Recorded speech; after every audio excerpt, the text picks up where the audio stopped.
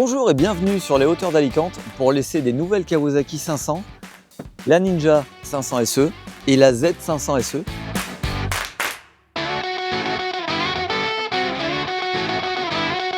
La base mécanique est commune à celle de l'Eliminator 500, c'est un nouveau moteur, une extrapolation de l'ancien 400 qui a pris quelques centimètres cubes. Ça fait 450 et des poussières, on n'est pas vraiment à 500 cm3, mais l'évolution est quand même sensible en termes de couple. On a un petit peu plus de 44 chevaux et on a deux motos qui mécaniquement semblent identiques mais qui pourtant à l'usage sont vraiment différentes. On retrouve vraiment les lignes typiques de Kawasaki. La Ninja c'est très sympa parce que quand on les voit en concession à côté d'une 650, d'une ZX4 ou même d'une 636, c'est difficile au premier coup d'œil de faire la différence. Donc ça c'est bien, c'est assez valorisant. La petite Z c'est la même chose. La moto a une bonne bouille, elle est bien finie. Alors on sent quand même qu'ils ont fait des économies en ce qui concerne l'équipement. Au niveau des fourches, c'est pas de la fourche inversée. Les étriers, enfin l'étrier puisqu'il y a un seul disque à l'avant, c'est un étrier à fixation axiale. Mais pourtant c'est efficace. Les motos sont vraiment faciles d'accès et ça c'est quand même très important parce que c'est des motos justement qui sont destinées à des débutants, qui sont destinées la Z, je pense qu'on va les retrouver dans pas mal de moto-écoles. C'est très bas de selle, le châssis qui a servi de base c'est celui de la 250, donc on imagine bien que la moto est basse, fine. La position de conduite va vraiment bien convenir aux petits gabarits. Les grands vont peut-être se sentir un petit peu à l'étroit, surtout sur la Ninja 500. Parce que les demi-guidons sont plus rapprochés et plus cintrés. Donc la position est vraiment différente par rapport à la Z. Alors la première bonne surprise de ces bécanes, c'est le nouveau bicylindre qui est vraiment très agréable. Il y a une plage d'utilisation qui est assez remarquable, le moteur est très doux à bas régime. L'embrayage est ultra doux, très précis. La boîte de vitesse également. L'étagement est bien fichu dans le sens où les rapports sont assez proches. Donc on a une moto quand on a envie d'attaquer un petit peu. Qui procure vraiment des sensations. Et le moteur justement est assez pétillant. Tous les virages passaient en troisième, y compris les virages qui se refermaient. La moto sortait vraiment bien, ça servait à rien de rentrer la 2 en fait, ou au contraire on perdait trop de vitesse.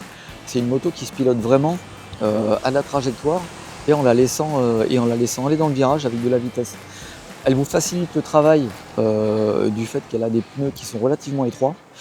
Il y a une petite différence de poids aussi entre les deux, il y a 4 kg de plus pour la Ninja SE. Et ça se sent entre ça et la position de conduite qui nous amène à être un peu plus sur l'avant. La moto est plus précise, il y a moins de mouvement, elle donne plus envie d'attaquer aussi.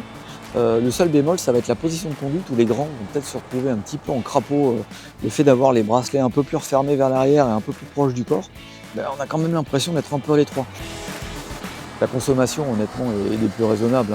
Même en tapant dedans, on sera rarement au-dessus de... Enfin, déjà, pour atteindre 4 litres au 100, il va falloir y aller. Du coup, l'autonomie, on doit pouvoir, en étant raisonnable, doit être autour de 300 km.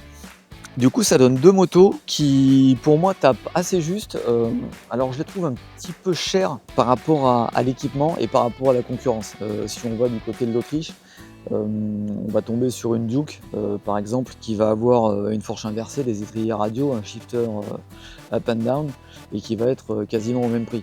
Pour autant, je trouve le bicylindre de la Kawa plus agréable que celui de la KTM ou de l'Husqvarna. C'est des motos qui donnent envie de rouler et je pense qu'ils vont pas décevoir les jeunes permis et même des gens un petit peu plus expérimentés parce qu'elles ont une capacité à s'adapter un peu à tous les rythmes de conduite et à procurer vraiment du plaisir.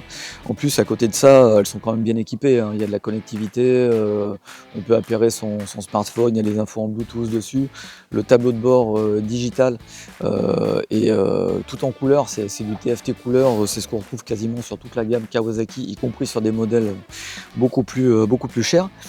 Donc c'est une moto qui est quand même, on sent qu'on en a pour son argent, malgré ces petits détails d'équipement où je me dis qu'ils auraient peut-être pu faire un petit effort, en tout cas sur la Z, avec des suspensions un petit peu plus performantes. Celle-ci sera un peu plus fun, un peu plus agile, elle donnera un peu plus envie de faire le zouave. La Ninja va être un petit peu plus rigoureuse et finalement c'est un petit peu dans les clous de ce qu'on leur demande. Bonne surprise et puis des motos à découvrir chez votre concessionnaire parce que c'est vraiment des machines qui méritent le détour. À une prochaine sur Moto 80.